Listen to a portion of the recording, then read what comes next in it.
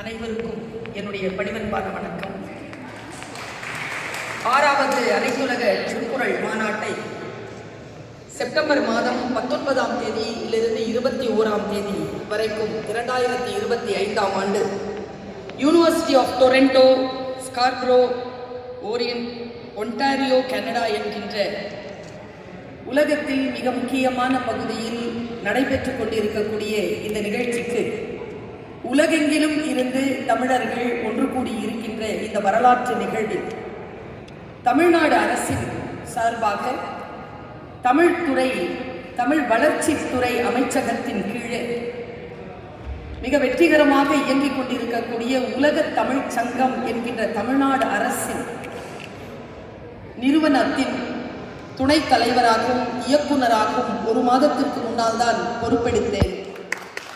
அந்த பொறுப்பில் நின்று கொண்டு இந்த மாநாட்டில் பங்கெடுப்பது என்பது என் வாழ்க்கையில் மிக முக்கியமான நகர்வாக நான் கருதுகிறேன். திரு சிவன் இளங்கோ அவர்களை எனக்கு ஒரு 8 ஆண்டுகளுக்கு மேலாக தெரியும். ஒவ்வொரு முறை அவரை சந்திக்கின்ற பொழுதும் தமிழை அடுத்த கட்டத்திற்கு உயர்த்துவதற்கான முனைப்புகளில் அவர் ஈடுபட்டிருப்பதை நான் உணர்ந்திருக்கிறேன். கொரோனா காலத்திற்கு அந்த நேரத்தில் டொரண்டோ பல்கலைக்கழகத்தில் தமிழ் இருக்கைக்காக அவர் போராடிய அந்த போராட்டத்தை, அதில் அவர் கண்ட வெற்றியை இந்தியாவிலிருந்து, தமிழ்நாட்டிலிருந்து பார்த்து கொண்டிருக்கக்கூடிய, பெருமை பெற்றுக் கொண்டிருக்கக்கூடிய பல கோடி மக்களில் நானும் ஒருத்தி. அவருடைய அந்த முயற்சியின் காரணமாக இன்றைக்கு இந்த அனைத்துலக திருக்குறள் மாநாடு கனடாவிலே நடைபெறுகிறது. அதிகாரம், பொருளாதாரம், இந்த இரண்டின் உயர்வுகளுக்குள்ளாக இருக்கக்கூடியவர்களிடத்தில் கல்வி நிலையிலே, ஆய்வு நிலையிலே தமிழ் போய் சேர்கின்ற பொழுது அது இனத்தை காக்கக்கூடிய மிக முக்கியமான நகர்வாக வரலாற்றிலே குறித்து கொள்ளப்படும் என்பதற்கு கனடாவில் முன்னெடுத்திருக்கக்கூடிய இந்த 6வது திருக்குறள் மாநாடு ஒரு சாட்சியாக விளங்கப் போகிறது என்பதனை மட்டும் நான் இந்த மன்றத்தில் பதிவு செய்ய விரும்புகிறேன். என்னுடைய வாழ்க்கை முழுமையாக அண்ணன் சிவன் இளங்கோ மற்றும் டாக்டர் லம்போதரன் மற்றும் மற்ற அனைத்து நிர்வாக உறுப்பினர்களுக்கும் நான் செலுத்த கடமைப்பட்டிருக்கிறேன். உலக தமிழ்ச் சங்கங்களை ஒரு குடையின் கீழ் கொண்டு வரக்கூடிய பணி எனக்கு இந்த அடுத்த 3 ஆண்டுகளுக்குள் தரப்பட்டிருக்கிறது. நான் இந்த திருக்குறள் மாநாட்டை எப்படி பார்க்கிறேன் என்று சொன்னால், மதம் சார்ந்து இயங்கக்கூடியவர்களுக்கெல்லாம் ஒரு மறை உண்டு. இஸ்லாமியர்களுக்கு மறை உண்டு, கிறிஸ்தவர்களுக்கு என்று மறை உண்டு, இந்து மதத்தை பின்பற்றுகின்றவர்களுக்கு என்று நூல் மறை உண்டு. நீங்கள் வேறு எந்த இனத்தை எடுத்துக்கொண்டாலும், மேற்கத்தியத்தில் எந்த இனத்தை எடுத்துக்கொண்டாலும் அந்தந்த மதம் சார்ந்தவர்களுக்கு ஒரு மறை நூல் உண்டு. எனக்கு தெரிந்த அளவில் இந்த உலகத்திலேயே ஒரு மொழி பேசுகின்ற இனத்திற்கு என்று ஒரு மறை இருக்கிறது என்றால் அது திருக்குறள் என்கின்ற ஒரு நூல் மட்டும்தான். ஜாதி மத எல்லைகளை கடந்து ஒரு மொழி பேசுகின்றவர்களுடைய இனத்திற்கு என்று ஒரு சட்ட புத்தகமாக திகழக்கூடிய இந்த திருக்குறளுக்கு இன்றைக்கு மாநாடு எடுக்கப்பட்டிருக்கிறது. 100க்கும் மேற்பட்ட ஆய்வாளர்கள் கல்வி ரீதியாக பல கட்டுரைகளை வழங்க இருக்கிறார்கள். அது வரலாற்றிலே மிக முக்கியமான தரவுகளாக மாற இருக்கக்கூடிய இந்த சூழ்நிலையில் என்னுடைய மனமார்ந்த நன்றியையும் பாராட்டுகளையும் வணக்கத்தையும் இந்த அமைப்பாளர்களுக்கு முன்வைக்கிறேன். இந்த தொடக்க விழாவில் இருக்கக்கூடிய இந்த வாழ்த்துறையில் இந்த ஒரு குறளோடு என்னுடைய இந்த வாழ்த்துறையை நிறைவு செய்கிறேன். வள்ளுவர் பேராசான் இப்படி சொல்கிறார்: மனநலம் நன்கு உடையார் ஆயினும், மனநலம் நன்கு உடையார் ஆயினும் சான்றோர்க்கு இன நலம் ஏமாப்புடைத்து. என்ன பொருள் என்றால், தமிழ் சான்றோர்கள் மனநலம் கொண்டவர்களாக இருக்கிறார்கள். ஆனால் எப்பொழுது அவர்கள் சார்ந்த அந்த மொழிக்கு பாதுகாப்பு வரும் என்றால் இந்த மனநலம் சார்ந்த அனைத்து பெருமக்களும் இனநலம் சார்ந்தவர்களை முன்னெடுக்கின்ற பொழுதுதான் இது இன நலத்தை முன்னெடுத்திருக்கக்கூடிய ஒரு மொழி மாநாடு. இந்த மொழி தமிழ் மொழியின் வேதமாக திகழக்கூடிய, மறையாக திகழக்கூடிய இந்த திருக்குறள் மாநாடு இந்த 3 நாட்களில் மிக வெற்றிகரமாக தன்னுடைய பாதையை தொடங்கி இருக்கிறது. தமிழ்நாட்டின் சார்பிலும் தமிழ்நாடு அரசின் சார்பிலும் என்னுடைய தமிழ்ச்சங்கம் சார்பிலும் உங்களுடைய அத்துணை பேருடைய வாழ்த்துக்களை பெறுவதற்காக நான் வந்திருந்தாலும் கூட என்னுடைய வாழ்த்துக்களையும் பாராட்டுகளையும் இந்த நேரத்தில் பதிவு செய்து இடம் சார்கிறேன். நன்றி, வணக்கம். மாத்திரம் பாருங்க, இந்த சிம்பிள் தான் ஒரு வாழ்க்கை.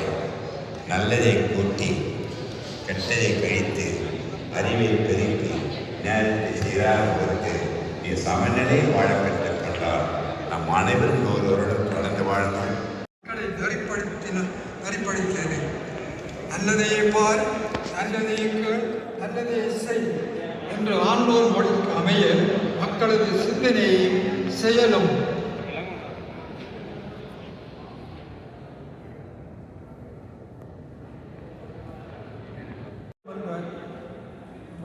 உயர்ந்தனவாக அமைய வேண்டும் என்பதையே அக்கால சமூகத்துக்கு திருக்குறள் வழியாக வள்ளுவர் கூற வேண்டியிருந்தது. அதனால்தான் அதனை படிக்கின்றார். இந்த சமூகத்தை பற்றி குறிப்பாக நோக்கின்ற பொழுது சங்கமரிய காலத்தில் நிலவிய சமூக சீரழிவு, பொருள்மையின் சிக்கல், வறுமை, அங்கு தொடர்ச்சியாக நடைபெற்று வந்த உள்நாட்டு போர்கள் என்பவற்றினால் மக்களின் அன்றாட வாழ்க்கை சீரழிந்தது. ஒழுக்க சீர்கேடு, பொருளாதார சீர்கேடு, வறுமை என்பன மறைந்திருந்தன. அக்கால சூழலில் சிக்குண்டிருந்த மக்களை அவற்றிலிருந்து விடுவித்து நல்வாழ்வுக்கு நெறிப்படுத்தும் நோக்குடனேயே திருக்குறள் தோன்றிற்று. நாட்டில் வாழும் அனைத்து மக்களும் தத்தம் சமூக கட்டுப்பாட்டுடனும் பண்பாட்டுடனும் வாழ்வதற்கு பல்வேறு துறைகளிலும் ஒழுக்கம் போடப்பட வேண்டியிருந்தது. மானுட வாழ்க்கையில் ஒழுக்கமே மானத்தையும் உயிரையும் காப்பாற்றும் பெரும் கருவி என்பதை ஒழுக்கம் விழுப்பம் தருவது அது உயிரினும் மேலானது என குறிப்பிட்ட வள்ளுவர் உயிரினும் அந்த உயிரினும் ஒழுக்கத்திலும் அது உயிரினும் மேலானது என்று கூறினார். உயிரிலும் ஒழுக்கத்திலும் மானம் மேம்பட்டது என்றார். மானம் மை நீப்பின் வாழா என்பது போல இந்த மானம் மிக மிக முக்கியமானது என்பதை வள்ளுவர் எடுத்து குறிப்பிடுகின்றார். சமூகத்தில் தவறியோர் சமூகத்தில் நடைப்பிடமாகவே உழல்வர் என்பதை ஒரு விலங்குடன் ஒப்பிட்டு கூறுகின்றார். அத்துடன் எண்ணியது எண்ணியாங்கு நிகழும் என்பதும் மானுடத்திற்கு வள்ளுவர் உளவியல் சிறப்பு செய்தியாக கூறுகின்றார். மக்கள் எப்போதும் உயர் சிந்தனை உடையோராக இயங்க வேண்டும் என்ற உளவியல் கோட்பாடும் அவருடைய குரலிலே அமைகிறது. அந்த உளவியல் உளம் மிக முக்கியமானது. உளத்திலே உறுதி இருக்குமானால் நாங்கள் எவரையும் எதிர்கொள்ளக்கூடிய வாய்ப்பு சந்தர்ப்பம் ஏற்படும் என்பதையும் வள்ளுவர் அந்த காலகட்டத்திலே கூற வேண்டியவரானார். ஒரே ஒரு குறள், உள்ளுவதெல்லாம் உயர்வுள்ளது. நான் எப்படி அந்த குறளை தான் யோசித்து கொள்கிறேன். உள்ளுவதெல்லாம் உயர்வுள்ளது, மற்றது தள்ளினும் தள்ளாமை தீர்க்க. அது கிடைக்காம பரவாயில்லை. நாங்கள் எப்பொழுதும் வாழ்க்கையில் உயர்வு முதலிடம் என்பதை நாங்கள் சிந்தித்தால் நிச்சயமாக வாழ்க்கையிலே எந்த ஒரு தளர்வும் வராது என்பதை முதலில் எடுத்து கூறியவர் வள்ளுவர். மக்களுக்கு அறிவூட்டும் நூலாக திகழும் திருக்குறள் சமூகம் நாடு உலகு என்ற நோக்கிலே உலக அமைதியையும் நல்லிணக்கத்தையும் பேண அன்பையும் கற்பிக்கும் ஒரு அறிவு நூலாகவும் திருக்குறளை பாடினார். சங்கால வாழ்க்கை முறையில் காணப்பட்ட குறைபாடுகளால் மனநொந்த மக்களுக்கு வேறு வாழ்க்கை முறை தேவைப்பட்டது. பொறியாலும் புலனாலும் கவர்ச்சியுற்று காதல் வாழ்க்கை வீர வாழ்க்கைகளில் ஊறி ஊக்கம் மேலிட்டு வாழ்ந்து அவ்வாழ்க்கையிலே துன்பத்தை கண்ட மக்கள் கட்டுப்பாடுகள் நிறைந்த வாழ்க்கையும் ஒழுக்கத்தையும் அவாவினர். அச்சூழலில் வள்ளுவர் அவர்களுக்கு சமூக ஒழுக்க நெறிகளை போற்றும் வகையிலே திருக்குறளை பாட வேண்டிய கட்டாயத்துக்குள்ளானார். மேலும் சமூகத்தில் நிலவிய சாதி, சமயம், உயர்வு தாழ்வு என்பவற்றுக்கு அப்பால் ஒரே சமூகமாக மக்கள் வாழ்வதற்கு அன்பு நெறிப்பட்ட வாழ்க்கை முறை, கடமை கண்ணியம் என்பவற்றை கற்றுத்தரும் நூலாகவும் படைக்க வேண்டிய தேவையும் அவருக்கு இருந்தது. ஆரியர் அறிமுகப்படுத்திய சாதி பாகுபாடு தென்னாட்டிலும் திருவள்ளுவர் காலத்தில் தமிழர் மத்தியிலே நிறைவேற்றியிருந்த போதும் அவரது கருத்துக்கள் வருண பாகுபாட்டு சிந்தனைகளுக்கும் செயற்பாடுகளுக்கும் முற்றிலும் மாறுபட்டவையாகும். அதனாலே அவர் மனு தர்மம் கூறிய விதிமுறைகளுக்கு மாறாக, சொல்லுகின்றேன், மனு தர்மம் கூறிய விதிகளுக்கு மாறாக மானுடம் சார்ந்ததாகவும் உலக தழுவியதாகவும் சாதியத்திற்கு எதிராக சமத்துவ வழியை மக்களுக்கு காட்டியதோடு மக்கள் பின்பலத்தோடு நின்று அவர்களை நெறிப்படுத்தினார் என்று கூறுவதை நான் அர்த்தமாக சொல்கின்றேன். அடுத்தது கல்வி.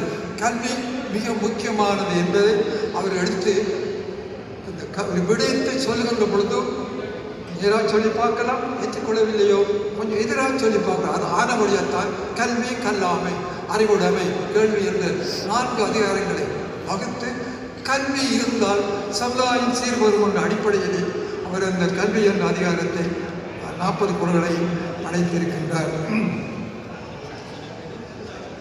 இன்னொரு பண்பு, இந்த ஈகை பற்றி சொன்ன பல விடயங்களை பற்றி சொல்லுகின்றேன். ஈகை இந்த கட்டுரை வெளிவரும் பொழுது படிக்கலாம். ஈகை என்ற ஒரு விடயத்தை இங்கே அறிமுகப்படுத்துகின்றார். இங்கே ஈகை பற்றி ஒரு அமைப்பை நம்ம மத்தியில் இயங்குகின்றது. திருக்குறள் தோன்றிய காலத்தில் நாட்டிலே பஞ்சம், பசி, பட்டினி என்பன நிலவிய சூழலில் வள்ளுவர் ஈகை என்ற அதிகாரத்தை படைக்க வேண்டியதாயிற்று. சங்கால புலவர் குடப்புலவியனார் பாடிய உண்டி கொடுத்தோர் உயிர் கொடுத்தோர் என்ற புறநாற்று செயல் வழியாக பசித்தோருக்கு பசிப்பணி தீர்த்தல் முதன்மையான வாழ்வியல் அறம் என கூறியது போன்றே வள்ளுவரும் மக்களை ஈகையின் பால் வெளிப்படுத்துகிறார். சபையோர்களை இன்னொரு விஷயத்தை நாம் முக்கியமாக அர்த்தமாக சொல்ல வேண்டும். குழந்தை பேறு கடந்த கால போர்களினால் இன்றை வரை சமுதாயம் மக்கள் தொகையை இழந்து கொண்டே இருக்கிறது என்று நாங்கள் சொல்கிறோம். வள்ளுவரே கண்டுபிடித்து சொல்லுகிறார்.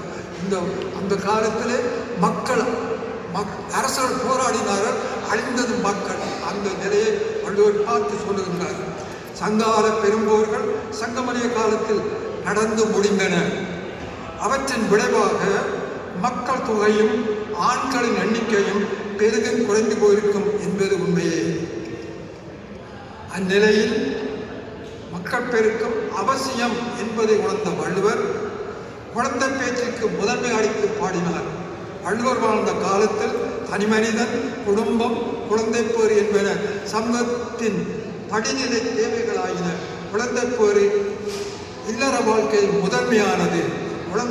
குடும்ப மரபுரிமையின் தொடர்ச்சியை காட்டுவது என்றெல்லாம் இந்த ஒரு சிறந்த ஒரு பெற்றோரியத்தையும் வள்ளுவத்திலே இருக்கிறது. அத்துறை பற்றியும் வள்ளுவர் அந்த கால சூழலிலே சிந்தித்து பேசினார் என்பதுதான் மிக சமூக அக்கறையோடு பேசினார் என்பதை நாங்கள் கருத்தில் கொள்ள வேண்டும். இவ்வாறு பொது உடைமை கருத்துக்கள்